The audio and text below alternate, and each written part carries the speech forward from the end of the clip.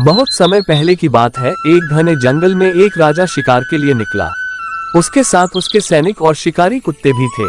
जंगल के बीचों बीच एक सुंदर हिरनी अपने 2 छोटे बच्चों के साथ रहती थी।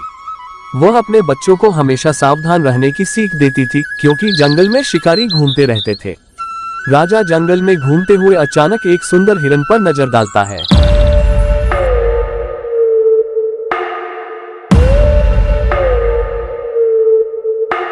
वह तुरंत तीर निकालकर हिरन पर निशाना साधता है और तीर छोड़ देता है। तीर सीधा हिरन के दिल में जा लगता है और वह वहीं गिरकर मर जाता है। कुछ दूरी पर खड़ी हिरनी ने ये सब देख लिया।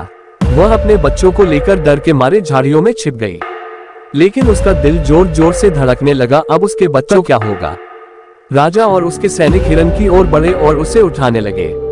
लेकिन तभी झाड़ियों से हिरनी निकली और राजा के सामने आकर खड़ी हो गई।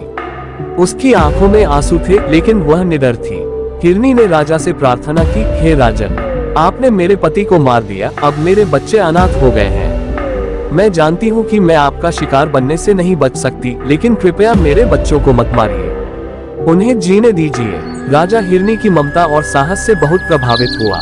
उसने अपने सैनिकों को आदेश दिया, अब से इस जंगल में कोई भी शिकार नहीं करेगा। हिरनी और उसके बच्चों को छोड़ दो। राजा ने हिरनी और उसके बच्चों को सुरक्षित रहने देने का वचन दिया और जंगल में शिकार पर रोक लगा दी।